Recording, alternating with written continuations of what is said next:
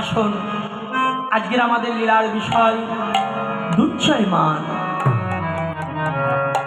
দেখুন, এই যে মান অভিমান হয় কেন?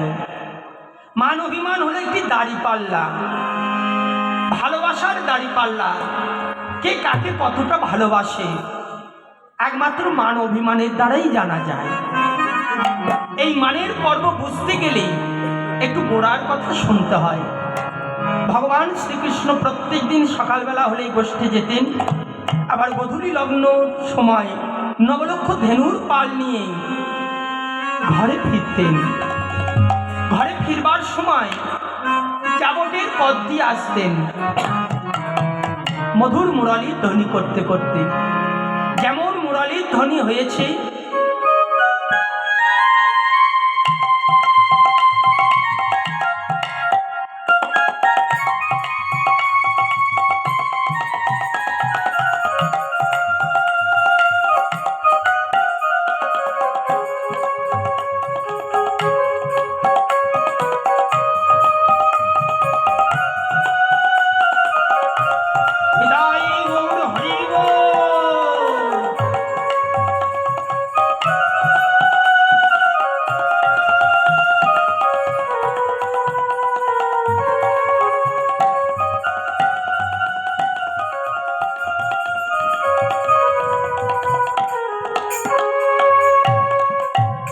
এই মুরলীর ধ্বনি শ্রবণ করলেন।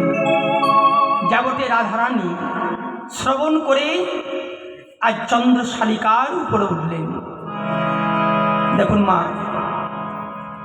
গোবিন্দ দর্শন করতে গেলে পাকা বাড়ির দরকার পড়ে। শুধু পাকা বাড়ি থাকলে হবে না, সেই বাড়ির উপরে চিলেকোঠা থাকতে হবে, তবেই গোবিন্দ দর্শন হবে। আচ্ছা মা, যদি কারোর কাঁচা বাড়ি থাকে সে কি গোবিন্দ দর্শন করতে পারবে না? সেও পারবে। বাড়ি বলতে কোন বাড়ি? এই ইট পাথরের বাড়ি নয়, এই দেহ বাড়ি। এই দেহ বাড়িটাকে পাকা করতে হবে। কোন রাজমিস্ত্রি? না সাধুগুরু বৈষ্ণব, ইনাদের মতন রাজমিস্ত্রিকে দিয়ে দেহটাকে পাকা করতে হবে। স্বাধীন স্থান থেকে সহস্রার উপরে উঠতে হবে, তবে তো চন্দ্রশালিকা সেই চিলিকোটার উপরে উঠতে হবে, তবেই আমার গোবিন্দের দর্শন লাভ হবে। রাধারানী দূর থেকে দর্শন করছেন, গোবিন্দ আসছেন, সঙ্গে ছিলেন দাদা বলরাম। পথের মধ্যে যেমন দাদা বলরামকে দেখলেন, আধাত শানকেরে ঘোমটা টেনে দাঁড়ালেন। কেন না, বধূর যিনি অগ্রজ তাকে বলা হয় ভাসুর। তৎকালীন যুগের কুলবধূরা বধূর অগ্রজ অর্থাৎ ভাসুরকে দেখলেই আধাত শানকে ঘোমটা টানতেন। রাধারানীও তাই করলেন। যেমন রাধারানী দর্শন পেলেন না, গোবিন্দ ইঙ্গিত করলেন, শির পরশিয়া বচনের ছলে সংকেত করল তাতে। কি সংকেত করলেন?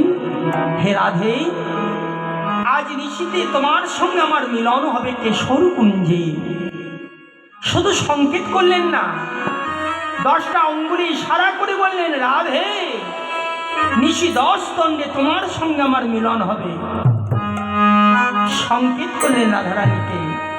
সংকেত করে গোবিন্দ নন্দালয়ে গমন করলেন।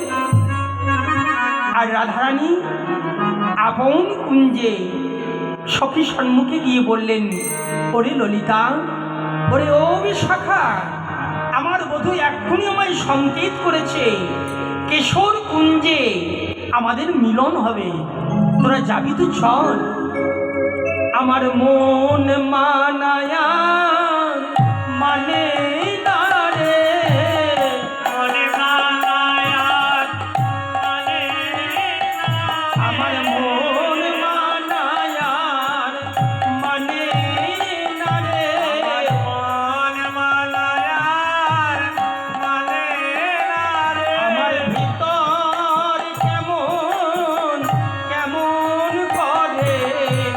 মন মানায়ার মানে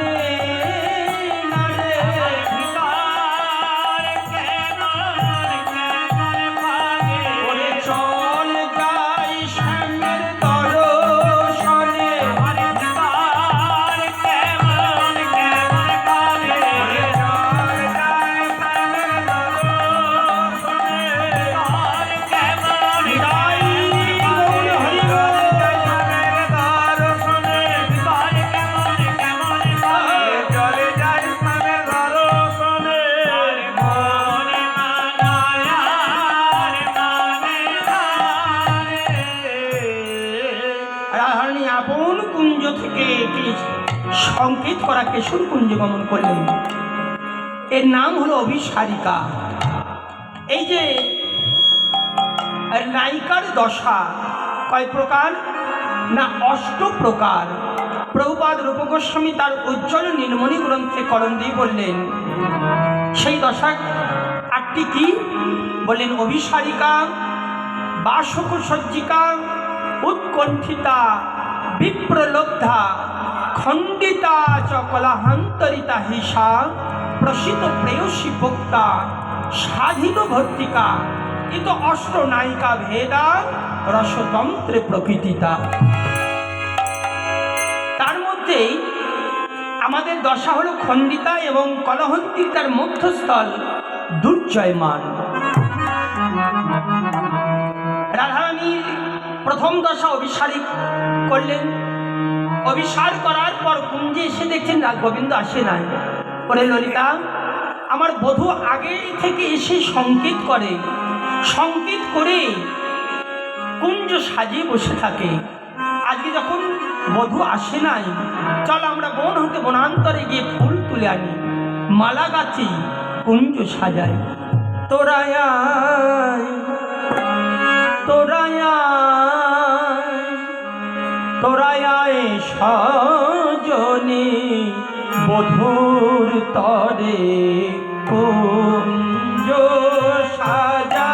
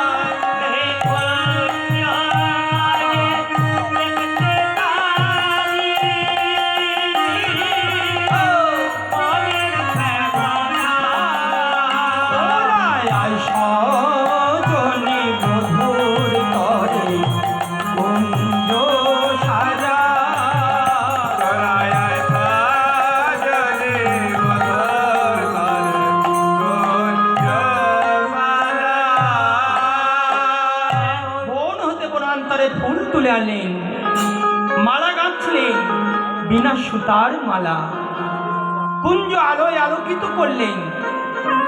আর কি করলেন না, গোবিন্দ আসার পথে নয়ন দিয়ে বসে রইলেন। এই কুঞ্জ সাজানোর নামই হলো বাসক সজ্জিকা। গোবিন্দ এই আসছে, এই আসছে, এই আসছে, এই বারংবার চিন্তার নামই হলো উৎকণ্ঠিতা। এধারে গোবিন্দের কি হলো না, গোবিন্দ তো নন্দালয়ে এসছেন, মা আমার ক্ষীরসর নগরী সেবা দিয়ে আরতি করে বিচিত্র পালঙ্কের উপর শয়ন করেছেন। শয়ন করলে কি হবে, দুজনার চোখেও নিদ্রা নেই, মায়ের চোখেও ঘুম নেই। কেন নেই? কারণ গোপাল যতক্ষণ না ঘুমাবে মা ঘুমাতে পারে না। আর গোপালের চোখে ঘুম নাই কেন গো? কারণ মা যদি না ঘুমায় আমি রাধার কুঞ্জে যেতে পারবো না। তাই মা যোগমাকে স্মরণ করলেন, হে মা যোগমায়, তুমি একবার কৃপা করে আমার মায়ের দুটি নয়নে নিদ্রারূপে বসো। যেমন বলেছেন অমনি মা নিদ্রারূপে এসে মায়ের চোখে ঘুমিয়ে গেলেন। আজকে শুধু মা ঘুমালো না, ঘরে ঘুমালো, পর ঘুমালো, ঘর পর সব ঘুমালো। ঘুমাওলো ঘর পর নিদে ভেলো ওই ছন সময়লে বাহির হলো নন্দ কিশোর।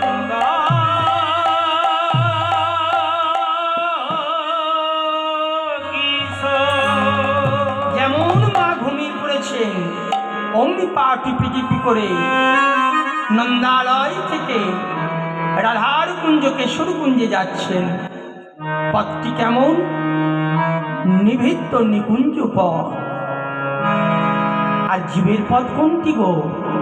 যে পথে আসে জীব সেই পথে যায়, সেই পথে যায়। ভজনের পথ কভু খুঁজিয়া না পায়। ভরিয়া না পায়। যে পথে আসে জীব সেই পথে যায়, ভজনের পথ কভু খুঁজিয়া না পায়। যেমন রাধার কুঞ্জে আসছেন, এই নন্দালয় থেকে কেশর কুঞ্জে আসতে গেলে মাঝে একটি কুঞ্জ আছে। কার কুঞ্জ? না চন্দ্রাবলীর কুঞ্জ। যেমন চন্দ্রাবলীর কুঞ্জের সম্মুখ এসেছেন চরণের নুপুরের ধ্বনি।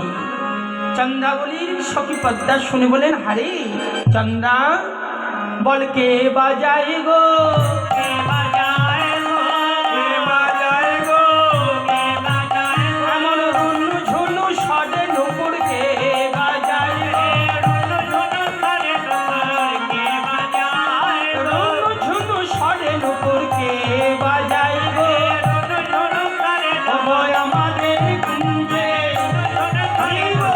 আমাদের কুঞ্জে, রুনু সডে নুপুর আমাদের কুঞ্জে, রুনু সডে নুপুর আমাদের কুঞ্জে কে বাজায় গো।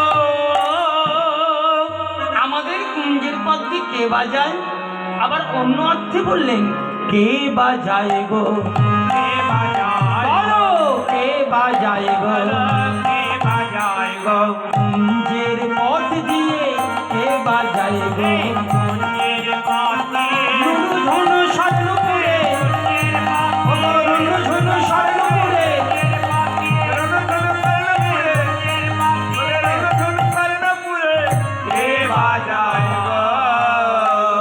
চন্দ্রাবলী শুনে বলেন, পদ্মা এ আমার প্রাণনাথের নুপুরে ধ্বনি। চল গোবিন্দ সেবার অভিলাষ যদি থাকে পথের পাশে এসে দাঁড়ায়। যেমন পথের পাশে এসে দাঁড়িয়েছেন, দেখুন মহাজন তত্ত্বের দিকে বললেন, গোবিন্দ সেবার যদি অভিলাষ থাকে তাহলে পথে এসে দাঁড়াও। কেন? পথে দাঁড়ালে গোবিন্দ সেবার লাভ হবেই হবে। আর পথ ছেড়ে যদি কেউ বিপথে যায় সে গোবিন্দ সেবা হারায়। পথে যেমন দাঁড়িয়েছেন চন্দ্রাবলী বললেন, পদ্মা যেন তালে থাকিস, বেতাল হলেও কিন্তু গোবিন্দকে হারাবি। ওমা তালে চলে কে? শিব। আর বেতালে চলে কে? আমার মতন জীব। কেমন? দুপুরবেলায় কি খেয়েছো? ভাত খেয়েছো তো? মুখে কে তুলেছে? হাতে। এবার চিবিয়েছে কে? না জীব নয়, দাঁতে। আর এই দাঁত থেকে এই দাঁতে এনেছে কে? জীব। যখন তালে চলে তখন কিছু হয় না, আর যখন বেতাল হয় তখন নিজের দাঁত নিজের জীবকে ছাড়ে? ছাড়ে না। কখন ছাড়ে না? যখন বেতাল হয়। তাই তালে চলে শিব আর বেতালে চলে আমার মতন জীব। হরি বল। তাই বলে তালে থাকিস, বেতাল হলেও কিন্তু গোবিন্দ হারাবি। এই যেমন হস্ত প্রসারিত করে পথ আগলে দাঁড়িয়ে আছে, এমন সময় গোবিন্দ লাভ হয়ে গেল। গোবিন্দ যাচ্ছেন রাধার কুঞ্জে, সম্মুখে এসে উপনীত হলেন চন্দ্রার সম্মুখে। দেখি চন্দ্রা, ওর রজনীতে তুমি রাজপথে কি মনে করে? রজনীতে কি মনে করে? চন্দ্রাবলী মৃদু হেসে বললেন, প্রাণনাথ তোমার এই প্রশ্নটাই আমার উত্তর। প্রশ্ন কোনোদিন উত্তর হয়? হয় না? কি গো বাবারা, প্রশ্ন কোনোদিন উত্তর হয়? হয়। প্রশ্ন উত্তর হয়। প্রশ্ন করব? প্রশ্ন করবো মা? আচ্ছা বলো তো মা, সীতার নাম জানো কি? জানো না? সীতার নাম জানো কি? এই দেখো আমি প্রশ্ন করছি, জিজ্ঞাসা চিহ্ন। সীতার নাম জানো কি? হ্যাঁ, আচ্ছা চাবি ইংরেজি কি বলো তো? হ্যাঁ, আমাকেই আবার প্রশ্ন করছে। হোয়াট মানে কি? হ্যাঁ, আবার কি? কিছু কিছু প্রশ্ন আছে, প্রশ্নটাই উত্তর। তা গোবিন্দ বলেন, তুমি রজনীতে কি করতে এসছো?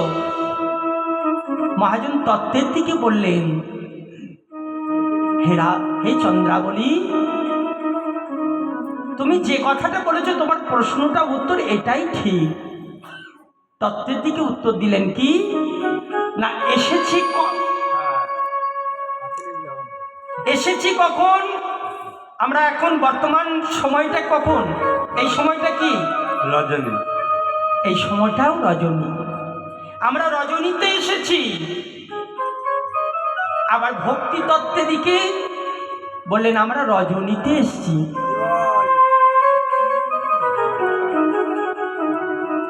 হে গোবিন্দ, তুমি দেখি স্বয়ং ভগবান, তোমার চরণ ধুলি ওটা তো রজ, সেই রজ আমরা মাথায় নিতে এসেছি। আবার দেহতত্ত্বের দিকে বললেন, দেখুন একটি ভক্তি তত্ত্ব আর দেহতত্ত্বের দিকে কি বললেন, আমরা রজনীতেই এসেছি।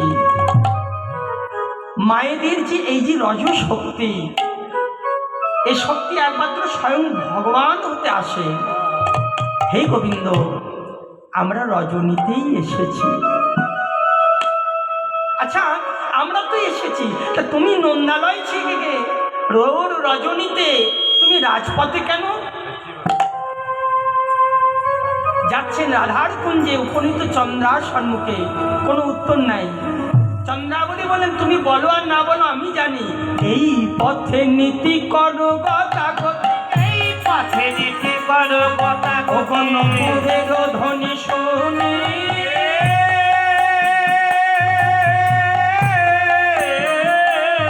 করো রাধা স্বামী বাসী আমার নৈরাজ, আমি বলছি টাকা কিনে।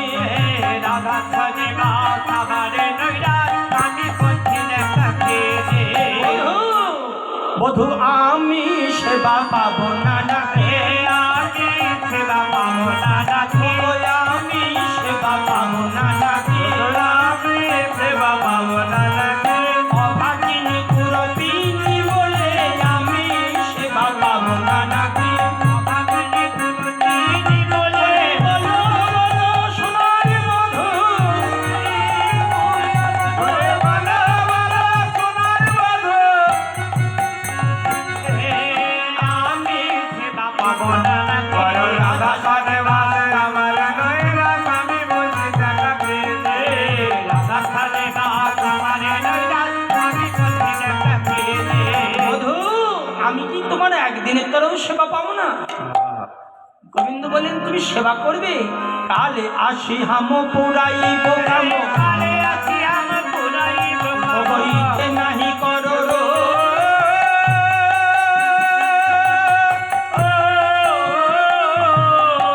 চন্দ্রা তুমি রোষ করো না, রাগ করো না, আমি কালকে আসবো, প্রাণ ভরে তুমি সেবা করো। চন্দ্রাবলী উত্তরে বললেন, প্রাণনাথ চন্দ্রাবলী না তো ভুবনে বিদিত জগতে ঘোষায় দোষ। হে প্রাণনাথ, তোমাকে তো সবাই ভজে। ওমা আপনারা গোবিন্দকে ভজেন? কে ভজেন না একবার হাত তোলেন তো।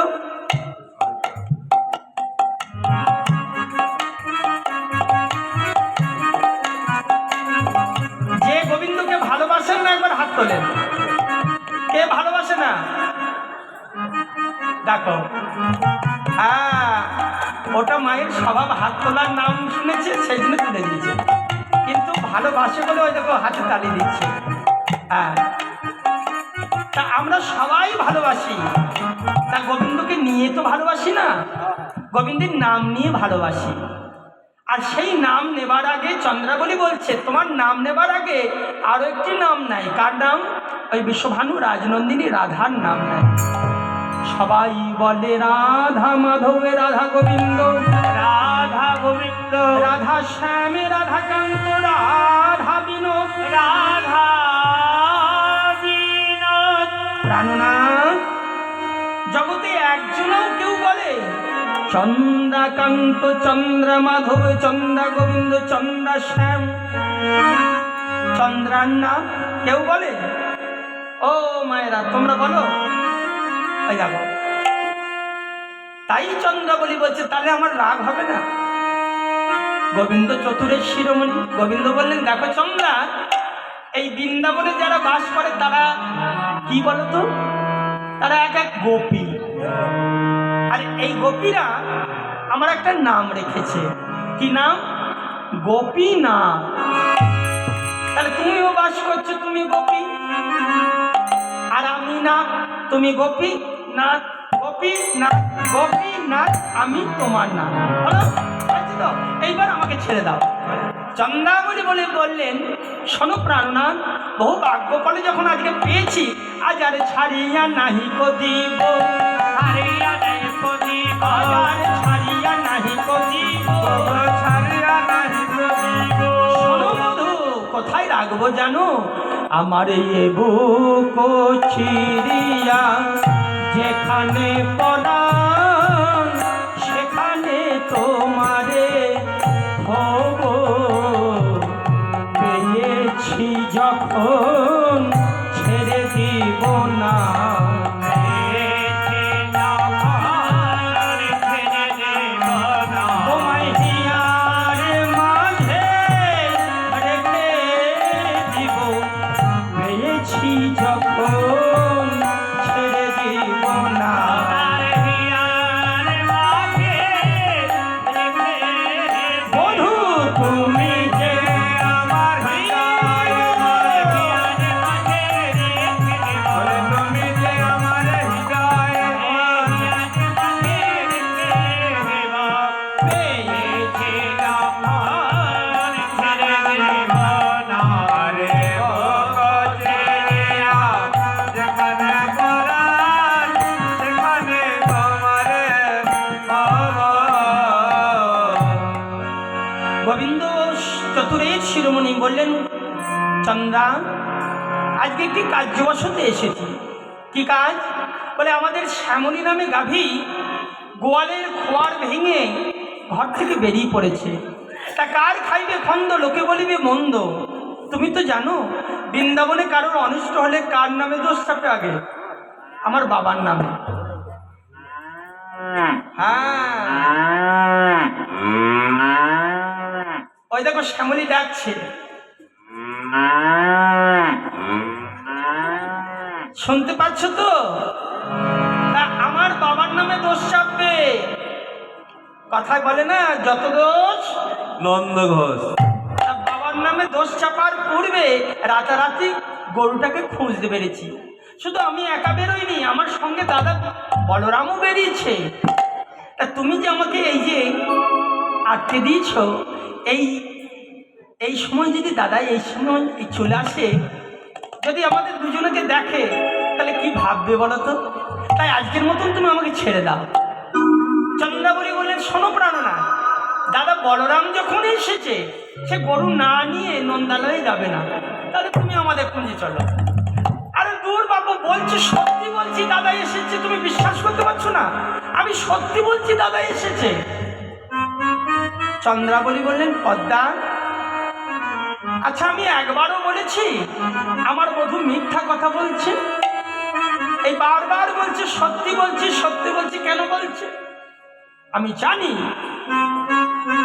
বধূ মিথ্যা কথা বলছে। আমার হাত থেকে পালিয়ে বাঁচবার জন্যে এখন বলছে দাদা এসছে। তাতে যদি কাজ না হয় বলবে মা এসেছে, তাতে কাজ না হলে বলবে বাবা এসছে। ও লম্পটের কথায় বিশ্বাস না করে আমাদের কুঞ্জি নিয়ে চল।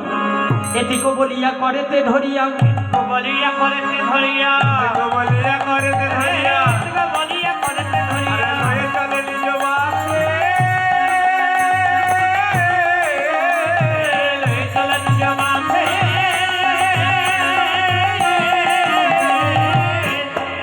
ভয়ে হরি ও কাপে তরতরি ঘনে দ্বিজ চণ্ডী দাসে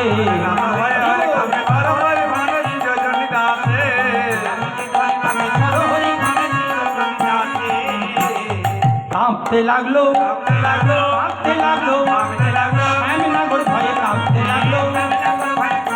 এইবার রাইকে কি বলবো বলে শ্যামনগর ভয়ে কাঁপতে লাগলো। অসাধনেই ধন গোবিন্দকে পেয়ে একের পর এক সেবা করলেন। কি সেবা? না বিপরীত সেবা।